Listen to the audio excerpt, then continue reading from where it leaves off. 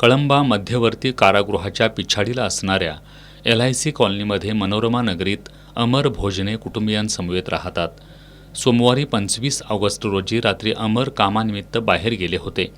त्यावेळी घरी त्यांची पत्नी शीतल, मुलगा प्रज्वल, मुलगी इशिका आणि वडील अनंत भोजने हे घरी होते.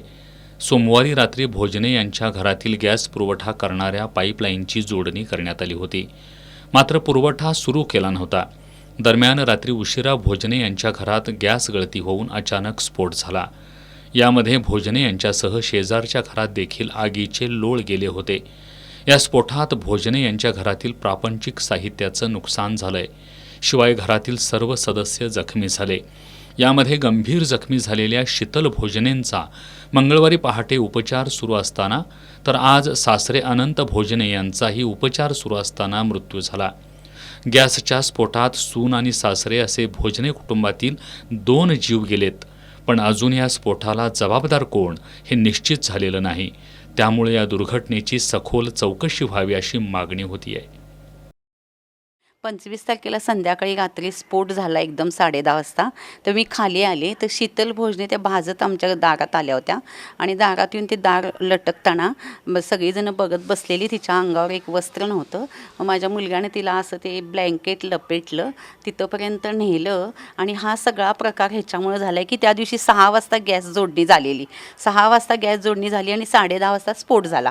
ते तिला गॅस जोडणी झालेली ते अजून जोडलेली नव्हती. पण त्यामुळे ते वायूत हे लावलेलं नव्हतं, ते हॉल लावतात तो लावला नव्हता. त्यामुळे वायू सगळ्या घरातनं पसरलेला. ती असं हे गॅस पेटवायला गेली आणि स्फोट झाला. स्फोट झाल्यावर ती एकदम जळून बाहेर आली. तिचा मुलगा तिला धरलेला तो पण खूप भाजला, तिचा सासरा भाजला. आणि त्या दिवशी संध्याकाळी 1-1:15 वाजता शीतल भोजने या गेल्या. ही घटना खूप खूप वाईट झाली. त्यांना सासऱ्यांना भाजले, 2 मुलांना भाजले. मुलगा प्रज्वल तो 5.5 वर्षाचा आणि इशिका आहे ती 3 वर्षाची. त्यावेळी तिला 11:30 वाजता आम्ही CPR नेलं. 1 वाजता तिचं हे झालं. पण हे फार मोठी वाईट घटना झाल्या आणि ह्याला सगळ्यात जबाबदार म्हणजे ती पाईपलाईनच्या गॅस, त्यामुळे ही सगळी दुर्घटना घडल्या. तर ह्याचा आम्ही तर निषेध करतो आणि खूप म्हणजे सणाच्या तोंडावर ही इतकी घटना वाईट झाली की आमचा पूर्ण परिसर दुःखात आहे, हादरलाय सगळा पूर्ण परिसर. त्या दिवशी रात्रभर आम्ही थांबलेलो पण ती पोरगी जगली नाही, काही नाही. फक्त 29 वर्षाच्या मुलगीचा ह्या एका माणसाच्या हलगर्जीपणामुळं जीव गेला. तर सोमवारी जी घटना घडली त्याच्यामध्ये शीतल भोजने रात्री जेव्हा गॅस पेटवायला गेल्या, गॅस पेटवताना त्यांचा मोठा भयानक असा आवाज झाला. आवाज आल्यानंतर त्या मदतीसाठी तळमळ होत्या, त्या बाहेर आल्या. मग आम्ही सगळ्या शेजारच्यांनी मिळून त्यांच्यावर म्हणजे आग वगैरे विझून त्यांना दवाखान्यात ॲडमिट केलं. पण आज अशा घटना घडायला लागल्यात की आज त्यांच्या सासऱ्यांचा पण मृत्यू झाला आहे.